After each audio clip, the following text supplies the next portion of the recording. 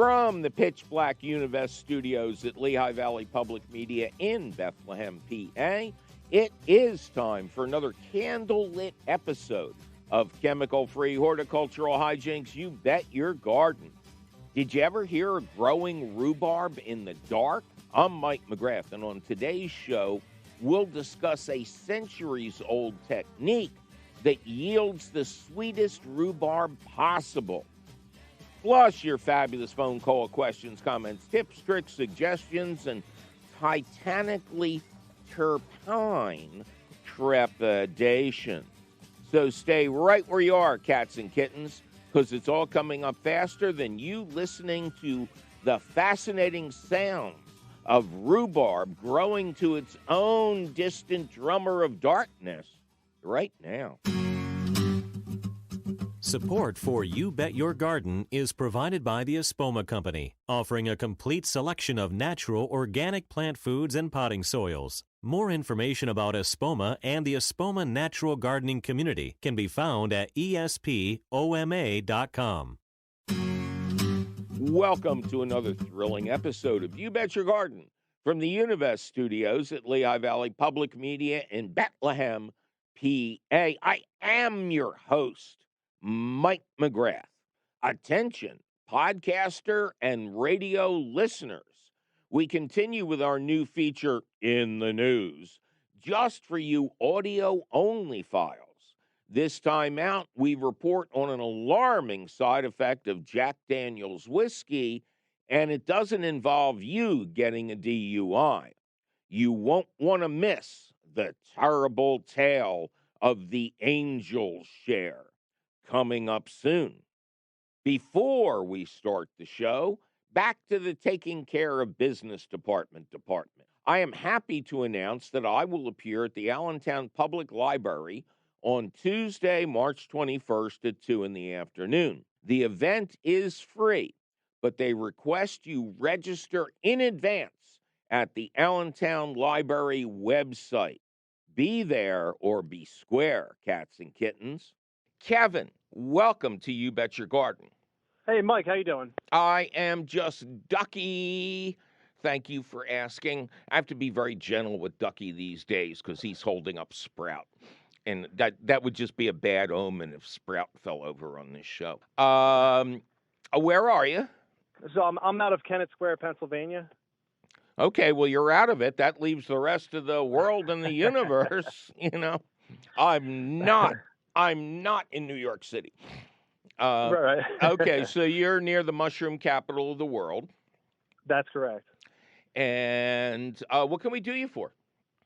Hey, so I have, on top of gardening, I have, I would say 8 pretty established potted citrus excellent. trees. But yeah, but as they grow, I've run out of room, so I was able to rent some space in a greenhouse locally, and not thinking about how they control their pests.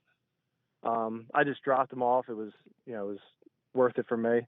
And what they did was, I guess they treated everything with a translaminar pesticide. And I was just wondering if the fruits are going to be bad for a year, or how soon it will run its course. You sent us an email. And do you remember the name of the pesticide? It was Rhubarb. Okay, because I did investigate it when I thank you. When I went to the company that manufactures it, their website. Oh my goodness, this thing is almost organic. It doesn't hurt anything. So then I saw, let's see what the EPA says about this thing. So translaminar means it is not just a contact pesticide. It doesn't have to hit the insect. It enters the leaf system so that when an insect shows up and starts feeding on the leaves, they get the pesticide in their body. There is great discussion and disagreement on what's happening in the fruit. I don't have a definitive answer for you, but I will tell you what I'm thinking. I will add, by the way, that this stuff is tremendously toxic to fish and amphibians. You have to be brutally careful about how you dispose of any leftovers, and worker safety was all over the place. But one of the things I did read was if the spray gets on fruits, you shouldn't pick and eat those fruits, and you shouldn't eat any fruits for 12 months. Right, that's what I saw. 12 months. I also saw 21 days, that's what prompted me to call you. That's what I 'Cause there's said, man. information all over. It's Yeah. all over the place. So, do you have standard fruit trees? Yeah, I have apple trees I have everything out back. And then I have a few citrus that are safe at my house in a sunny window. Right. So I could easily pick all the blossoms off this summer and just let them go. I wasn't sure if I just had to burn the trees or what, how bad it was. If it would No. ever go back to organic Oh yeah. No, you can Okay. recover. Oh, good. So you do have citrus in the house that's safe. How tall are the trees in the greenhouse? They're bushes. They're finger lime bushes and a key lime bush, and they're probably like 3 feet tall, but they produce a ton of fruit in the summer. Right. So they're similar to Meyer lemons to some degree. Sure. Yep. Okay. And these things tend to fruit over the winter. Did they have fruit on them when they were sprayed? Yes. Yep. There's fruit and there's blossoms on them right now. Were the blossoms on the plant when it was sprayed? Yes. Okay. So I think, and I hate to tell you this, but I got to be honest, I think I would remove all the fruits and all the flowers, as you are kind of suggesting. So in this case, we have to err on the side of caution. Once you can retrieve them safely, remove the fruits, remove the flowers, and then remove the oldest leaves. One thing we can be pretty much certain of is that the highest concentrations of this pesticide are in the leaves. That's what it was designed to do. And removing old leaves will stimulate new leaves that hopefully will be less affected. So, you have to eat it, I think, for the summer. But then when you're getting ready to store them again in the fall, I would be comfortable allowing them to flower and eating the fruit then. Okay. That sounds great. All right. I'm just glad it wasn't a total loss. Thanks a lot. Yeah, you always got to ask first. 888-492-9444. Mia, welcome to You Bet Your Garden. Hi, Mike. Thanks for having me. Well, thanks for being had, Mia. How you doing? I'm fine. How are you? I'm just ducky. So, where are you? I'm in Worcester, Massachusetts. Very good. Is that where the Worcestershire sauce comes from? I think that's from England. Yeah. Massachusetts, England, same thing. Yeah. All right. What can we do you for? Since I read your tomato book a number of years ago, I've been putting about a dozen eggshells in my tomato holes when I put my seedlings in every year, and it cured the blossom end rot, and I've had great results. And around this time of year, when I'm getting ready to start my seedlings, is when I start buying extra eggs at the supermarket to start saving those eggshells. And eggs are really, really expensive right now. So I don't think I can afford it. It's going to make my $60 tomato like a $100 tomato. Come on, $20 for a dozen eggs? What's wrong with that? Yeah, it's I'm crazy. looking for an alternative. I want to tell you what to do for next season. We start saving our eggs right after New Year's. Not our eggs, our eggshells.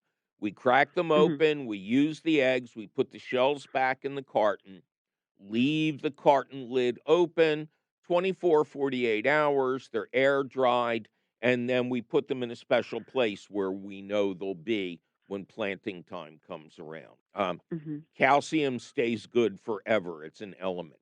Now, your question, and I will just briefly explain to our listeners that blossom end rot is a condition of uneven watering, but adequate soil calcium can defeat it.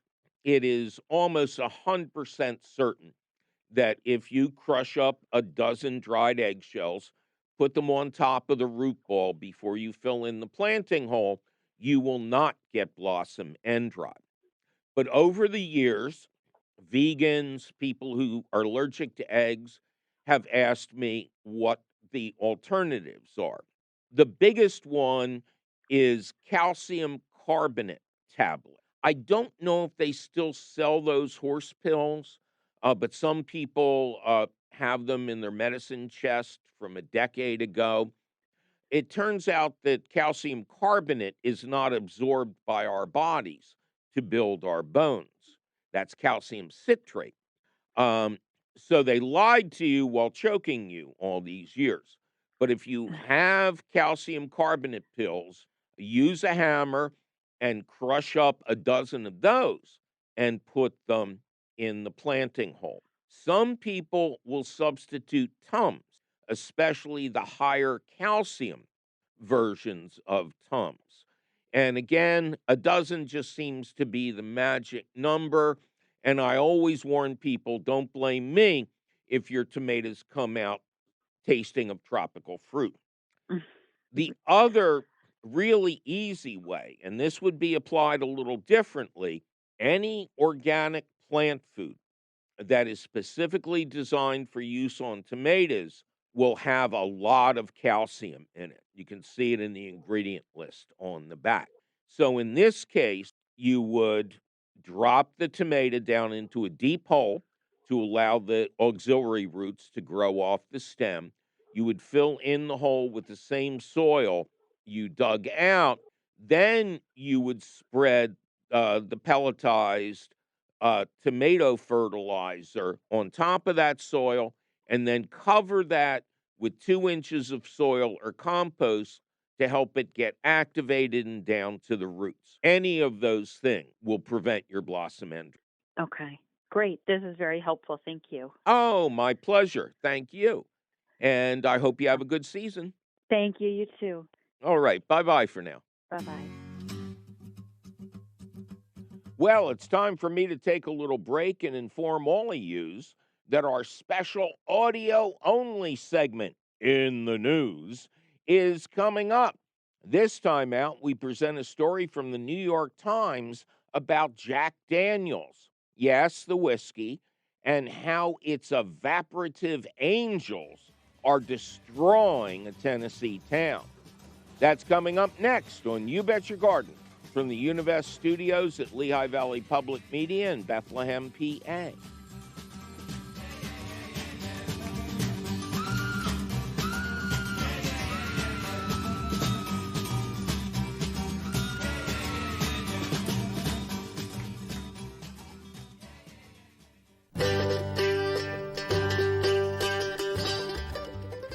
Welcome back to another thrilling episode of You Bet Your Garden from the Univest studios of Lehigh Valley Public Media in Bethlehem, PA. I really am your host, Mike McGrath. Coming up later in the show, a fascinating topic that I was either unfamiliar with or had forgotten. But it is the secret to growing rhubarb so sweet you can cut the sugar in half when you use it to make rhubarb pie. It's amazing. We could get the Nobel Prize for this. Anyway, it'll be fun. Stay tuned. In the meantime, phone calls 888-492-9444.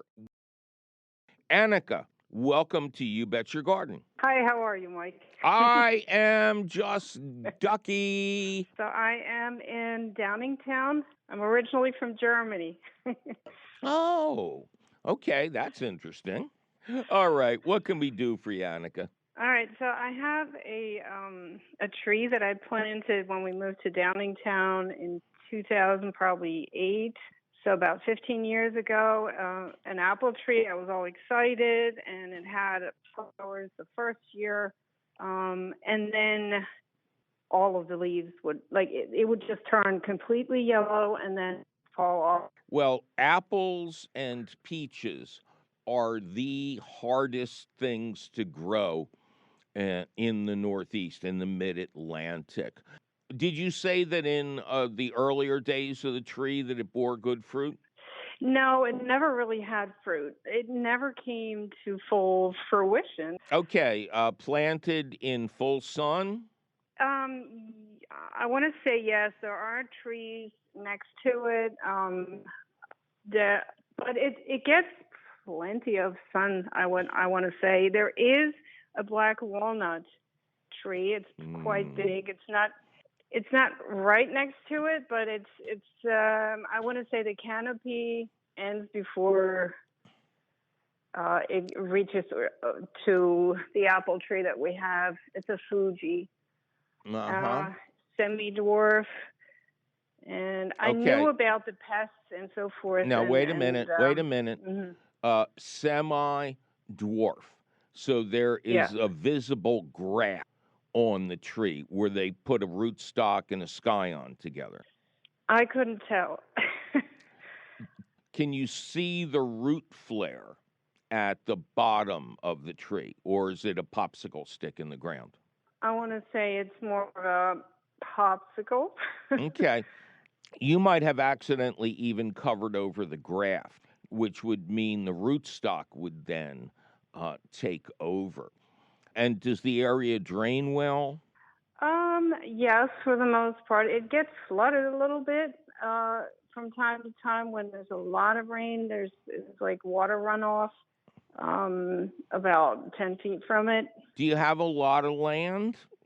If you wanted to start over, would you have another area with better drainage and less flooding? Yes. We have about an acre. Oh, good. But this tree is 14 to 16 feet high. Well, it's a big tree now. Oh, right. Well, but it can be cut down. And any chance you burn wood for heat in the winter? Yes, we do occasionally. A log of apple wood thrown on top of a fire will scent your house brilliantly. And no, it is a sheer joy. And you can also use the wood in one of these wood-fired barbecues, where you've got wood down there instead of gas. And you're telling me to burn my tree. It's a witch, burn it. No, I think this would be an act of mercy. I think the poor thing has suffered enough. It has just too many things going wrong, especially considering all the time it's had. I mean, if you want, you can gently dig down around the base of the tree until you get to the root system.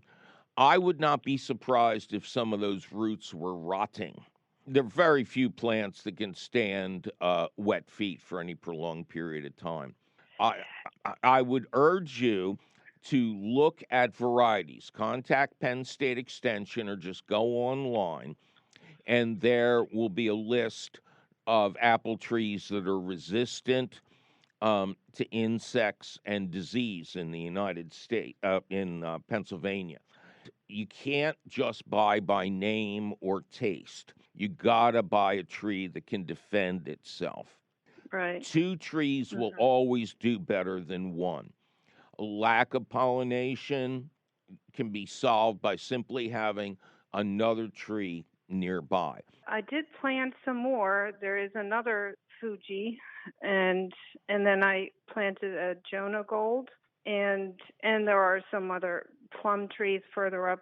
I want to say the drainage isn't too bad in that area. I mean, it's fine in that area where I put them, and they're about 50 feet apart. Mm-hmm. So are they producing? They did. The Jonah Gold one did, but it also seemed to get that disease with the yellow spots. Mm-hmm.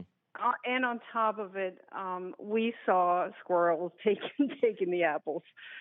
So. Evil squirrels, they're a problem that can't be solved very easily. But I think you've invested enough time with this tree. I think it would be good to have it put out of its misery. Again, the apple wood is highly sought after for people in wood who burn wood stoves, and especially people who have mastered the art of barbecuing outside, grilling with wood. I'm serious. I mean, gardening is not for the Yeah. timid. If you want something to come out right every time, become an accomplished woodworker. you know. Oh gosh. Okay. Okay, you want to try to save this tree. Job number one is dig out around the bark as it enters the ground. You want to keep going until you find the root flare, those muscular roots that come up that in nature are always above ground. And many people plant their trees much too deep. And that means the bark that's underground will slowly start to rot away. So that's number one. You Okay. got to expose the root flare. On your way to doing that, you may find uh, the area where the tree was. I have no skills in vocabulary right now. Where the root stock was attached to a scion, and that cannot be under the soil. And then I would suggest doubling down and getting another apple tree, one that is resistant to rust and other diseases. You'll have to look very carefully at pictures of apple tree diseases because there's so many of them. But get a resistant tree. Don't get another one of these and plant Okay. it nearby so that they can cross pollinate. It should be good for both of them. Don't use, what are you feeding it with? Nothing.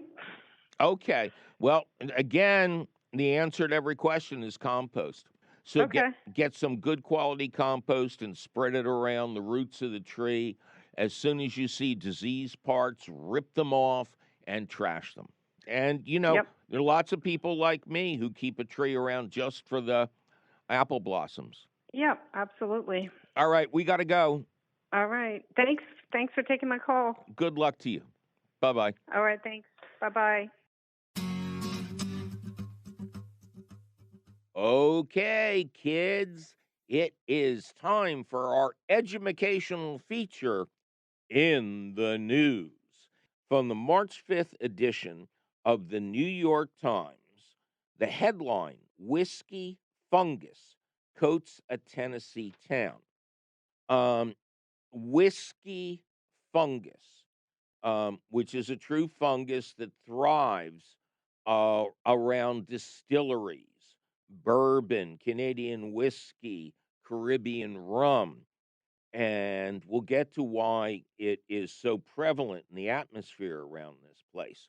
Right now, it's driving a wedge between residents of Lincoln County, Tennessee, and Jack Daniels, the famed distillery founded in 1866.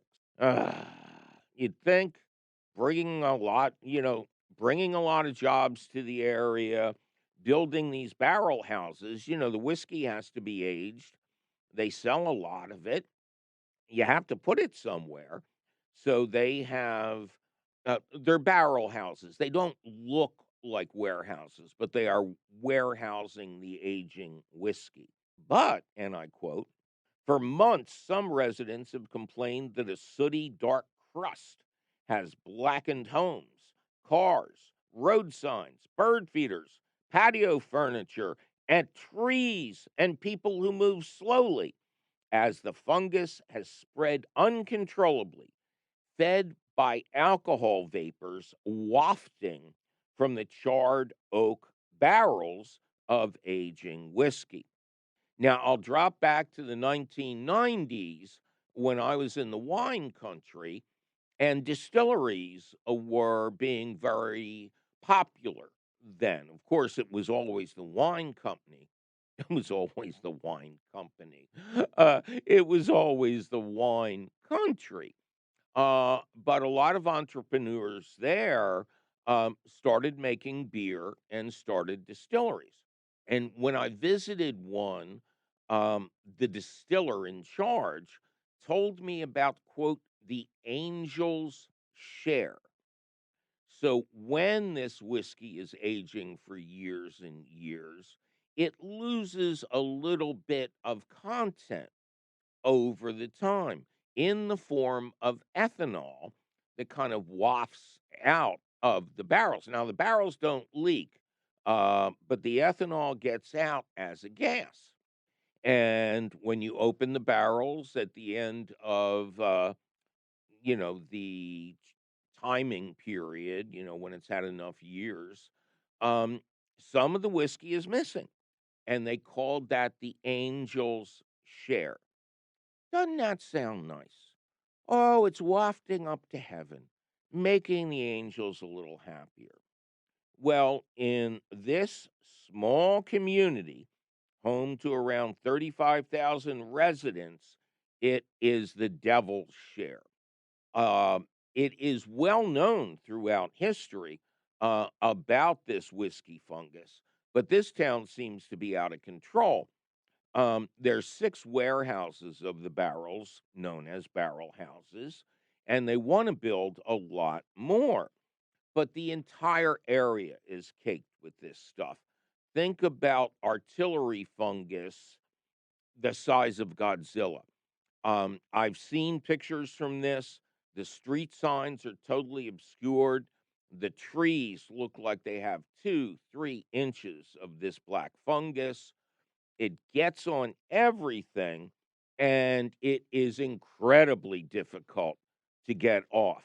Power washing, the neighbors tell us, does not work.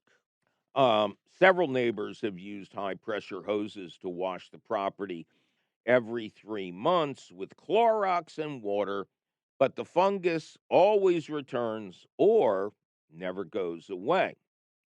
Her corner of London County, says one resident, is going to be black as coal unless Jack Daniels installs air filters in the barrel houses, one of which is about 250 yards from her property.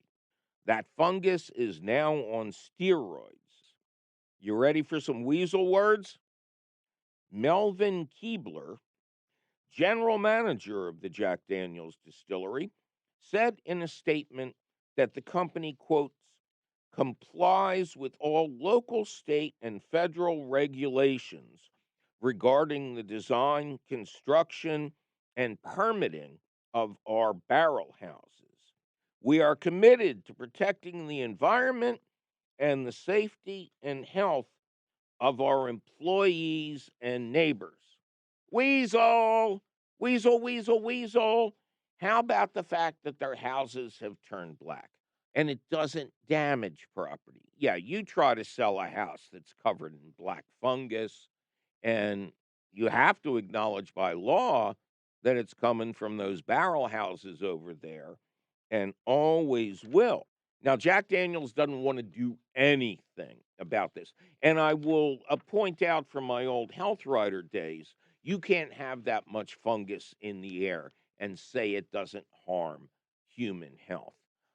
Getting this stuff in your lungs year after year, this plague of soot that you inhale all the time, it's going to cause damage. Now, the fungus is pretty destructive, and the only way to stop it is to turn off the alcohol supply.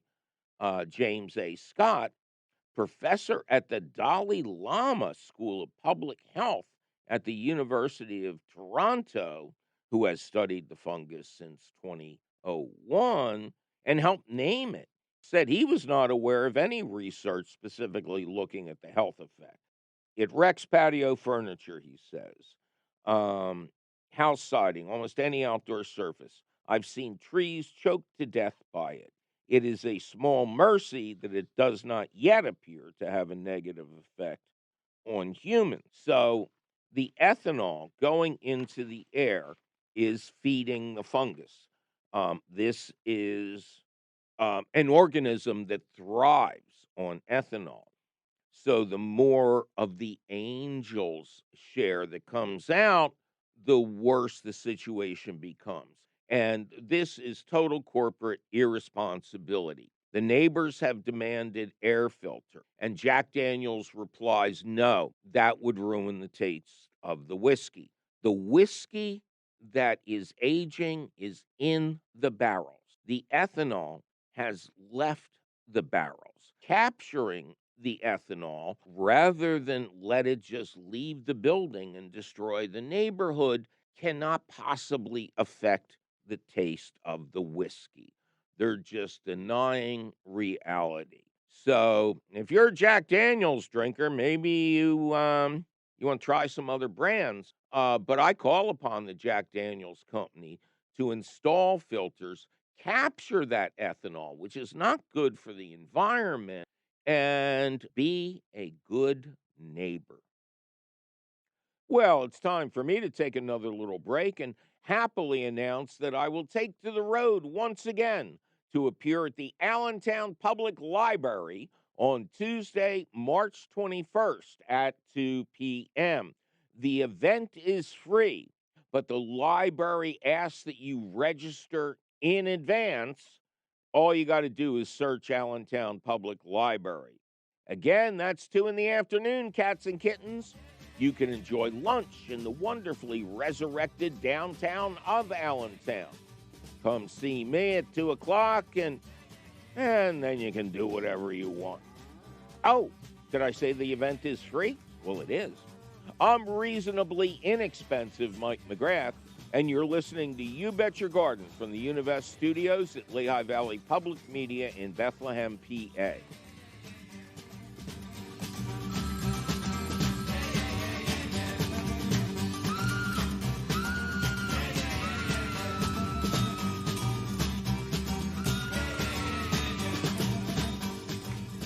This is 91.3 FM, WLVR Bethlehem, WLVR.org.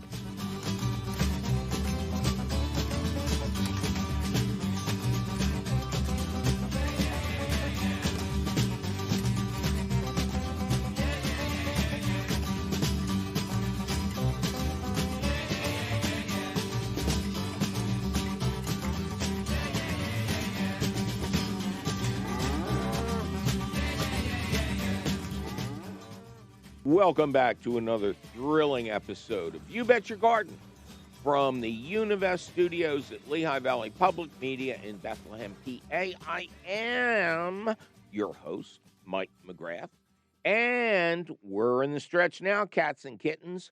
In just a little bit, we will tell you about a new way to grow rhubarb that makes it sweeter, but it's new only to us. They've been doing it in Great Britain since the 1800s. You won't want to miss it. 888-492-9444. Kristen, welcome to You Bet Your Garden. Hi, thank you so much, and thank you for taking my call. Well, thank you for making it, Kristen. How you doing? Good, good. So I had a question about bulbs and specifically about allium. Okay, first, I have a question for you. Where are you? I am in southeast Pennsylvania, zone 6B. Okay. Where? I'm kind of between Philly and Lancaster. Okay, good. So I know where you are now. Okay. All right. So, question about alliums. Yes. So this is probably my first year growing bulbs seriously. Mm-hmm. I've been gardening for several years, but I kind of was a little bit intimidated by bulbs until last year. And then in the fall, I just got really, really excited about alliums, and I bought way too many of them. Mm-hmm. And so then I ran out of time planting them. So I still have a variety that I've had in a box inside of a closet in my house through the winter. And I guess my question is, can I still plant those? Are they still viable? And if I did plant them now that it's spring, well, about to be spring, what could I expect in terms of growth? Well, as you know, ornamental alliums are, quote, spring bulbs, which means you plant them in the fall. How many do you have left over? I probably have about 20 of the purple sensation, and then I have a bag. I had a huge bag of the drumstick alliums, and I got through like half of that. So I'm not sure how many, but I have lots of the drumstick alliums left too. Okay, so you weren't exaggerating. You went nutsy crazy. Yes, I got a lot of alliums. Okay. Have you checked the bulbs lately? I did, and they were looking kind of dry. Are they firm? Yeah, I would say. Okay. Excuse me. I think your best bet would be to take them out of the closet and soak them in water for 24 hours to restore the moisture they lost in storage. And then it's do you have like a beer fridge, an extra fridge in the house? Yeah, well, it's in the garage.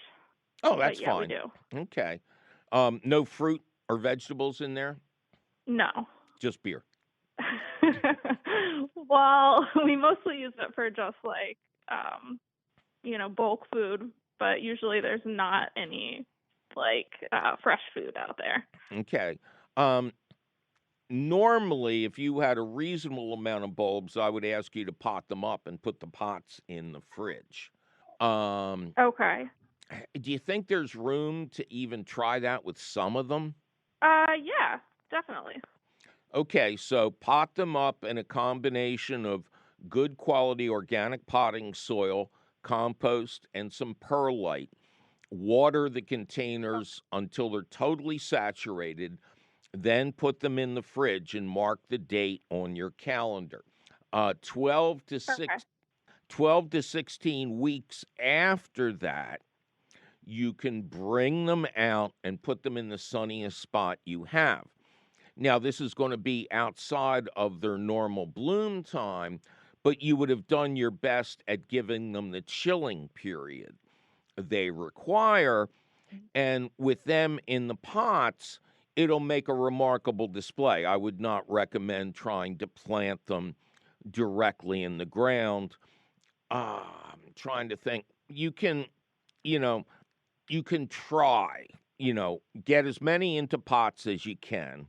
And then the ones that are left over, you're just going to put them loose in the fridge after soaking for the same amount of time. And you can try and plant them outside. If you only get leaves, don't despair.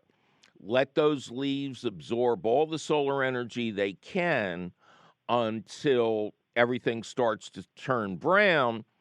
And then you can harvest the bulbs and store them, not in the fridge now, just in peat moss inside your house, and plant them around Halloween.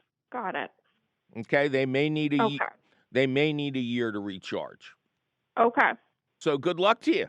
Thank you. Thank you so much. My pleasure. Bye-bye. Once again, it is time for the question of the week, which we're calling Dancing in the Dark with Rhubarb, or the noisy secret to super sweetness. Jean writes, what can you tell my friend David in central Indiana, Beech Grove, Indianapolis area, about growing rhubarb in the dark? Have you or anyone you know tried this in the USA? Thanks. I love listening to your show on Saturday afternoons on Indiana Public Radio. Say hi to Ducky for me. There you go. I have a growing suspicion that Ducky is becoming much more popular than me. I mean, he is a heck of a lot cuter, but still, Yeah. Anyway, we were originally planning a tag team phone call from Gene and David. But if I had ever heard about this trick before, I had long ago forgotten it. So into the research rabbit hole I went.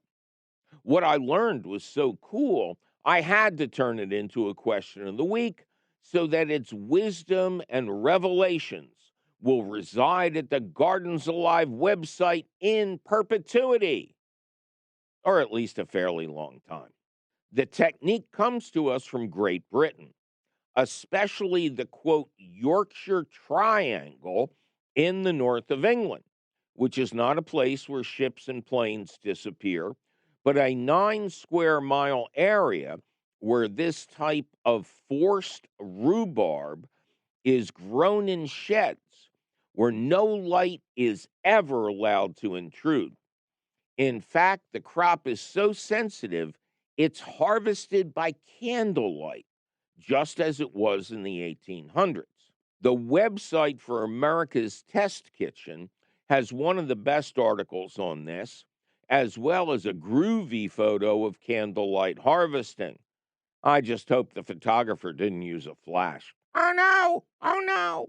As Cook's Illustrated senior editor Alyssa Vaughn, these two websites seem to be interconnected, recounts, quote, around 1817, a team of workers digging a ditch in London inadvertently sparked a horticultural revolution. The ditch was in the Chelsea Physic Garden on the bank of the River Thames. The spark was the accidental burial of some dormant crowns of rhubarb, which at the time was used primarily as a medicine. While field rhubarb is a warm weather crop, fresh salmon colored stalks started poking out of the dirt mounds in the Physic Garden that winter, the first of many surprises in the unlikely life of cultivated rhubarb. Now, Alyssa is such a good writer that I quoted that exactly with a few edits, instead of my usual paraphrasing, which will now return. A warning: I have been to that part of England, and sorcerers? Sorcerers are correct when they describe the region to be as cold and damp as the plant's original home of Siberia. Leeds was one of the coldest and dampest places I have ever been. This technique, like growing rhubarb the regular way outdoors, would not work in warm weather climates. Ah, but if you are blessed with weather that is cold and damp, you're in luck. Well, not really, but you can grow rhubarb outdoors and you can do this too. It starts with 2-year-old plants that have been grown outdoors. Rhubarb, herbaceous perennial, dies back in the fall, but in the right kind of climate will show above ground growth in December or January. At this time, you need to have your own personal growing shed ready when that first growth appears. It has to be warm and pitch black inside. Experts agree that even using a flashlight could ruin things. The roots you start with must be at least 2 years old. The only energy that will be available to these plants is stored in those roots. And don't force those roots again for at least 2 years. Replant them outside in the fall so they can recharge. This can also be attempted outdoors, the same way you would blanch asparagus to make it white instead of green. Simply cover the emerging plant with a light-proof container. Washington and Jefferson were very fond of this ancient technique. Then you have to keep things as warm as possible. Straw is the recommended, quote, mulch, but I think that soil, compost, and or well-shredded leaves would work just as well or better. but that's up to you. And now that I think about it, fresh horse manure might be the absolute best thing to use in this situation. I would bury the entire experiment to keep things even warmer and as light proof as possible. Just make sure your cover is tall enough to accommodate the final height of the rhubarb. Whether indoors or outdoors, all sources agree that forced rhubarb grows fast, much faster than regular rhubarb. In fact, many growers swear that you can hear it growing, snap, crackle, and pop. 8 weeks is the recommended growing time. This makes your warm, dark growing shed superior to growing outdoors because you can sneak inside at night, turn off any outdoor lights first, and check the growing plants by candlelight, which is way cool. The point of all this? Forced rhubarb is much sweeter than when outdoor grown. The rhubarb grows fast because it's trying to find sunlight. But without that sun, the plant produces more sugars for growth. As a result, the stems are sweeter as well as less tough and stringy. Sources agree that you can greatly reduce the amount of sugar that regular rhubarb requires in recipes. A final note. Yes, you still have to trim off every bit of leaf and use only the stalks, just like regular rhubarb. And now, for your dining and dancing pleasure, we bring you the sound of forced rhubarb growing, courtesy of the Gastro Obscura section of the Atlas Obscura.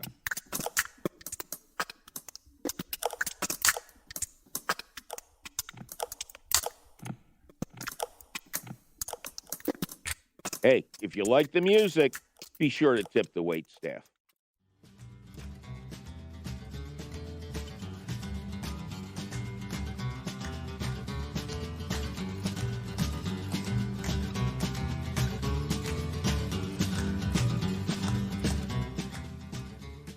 Well, that sure was some interesting information about keeping rhubarb in the dark, now wasn't it?